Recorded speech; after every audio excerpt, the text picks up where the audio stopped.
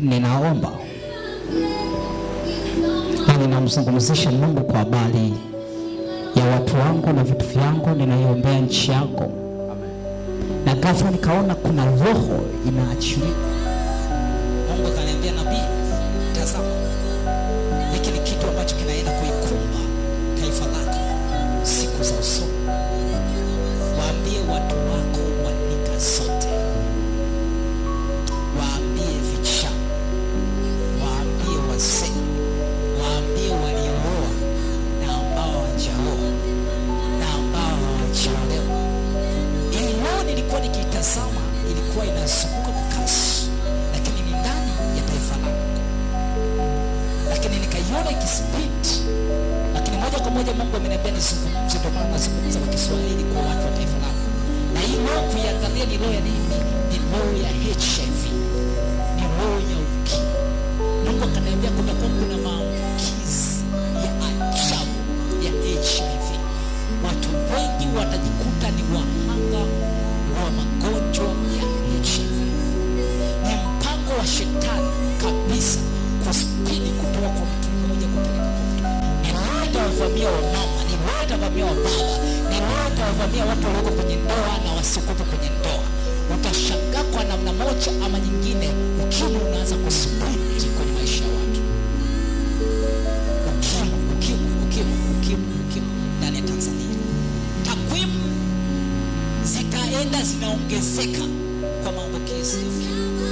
Akaniambia, nabii, tabiri, ombea, waambie, waonye, wakumbushe walioko kwenye ndoa watulie kwenye ndoa sawa.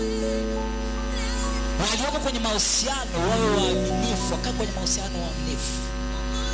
Wasi-ignore na kudhalau watu wanaowafundisha utakatifu.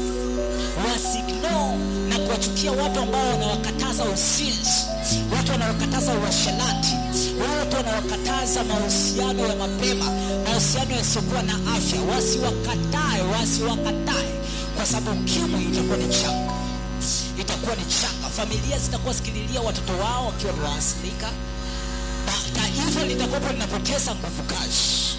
Ninataka nikuombee. Unaweza ukawa ni wewe uko hapa, ni mwaminifu kwenye ndoa yako, lakini anaweza kaleta mume wako, anaweza kaleta mke wako. Unaweza kuwa uko mwaminifu kwenye hicho unachokifanya, lakini ukaletewa. Nataka tukaikataa hii roho ndani ya Tanzania, tukakataa hii roho ndani ya Afrika, tukakataa hii roho ndani ya dunia. The speed of HIV nimeiona ikija na nguvu na kwa kasi. Watu wengi walikuwa wameipuuzia, inakuja kwa nguvu na kwa kasi. Sema katika jina la Yesu, sitakuwa mwangu wa HIV katika jina la Yesu. Wala mtoto wangu, wala mzao wangu, wala ndugu zangu, katika jina la Yesu. Wala mke wangu, wala mzao wangu, wala mama wangu, katika jina la Yesu. Begin to pray. Katika jina la Yesu. Not my head, not my blood. Sina kichwa changu, sina damu yangu. Sitakuwa mwangu wa HIV. I pray for my family. Naombea rafiki zangu.